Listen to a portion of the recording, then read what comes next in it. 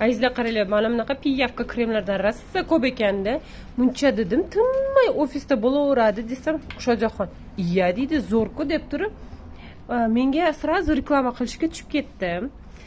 Bu oyoqqa surtamiz. nima bo'ladi? Oyoqdagi og'riqlarni oladi. Agar siz varikoznik bo'lsangiz yoki mana issiqda hozir oyog'imiz charchab keldik-ku.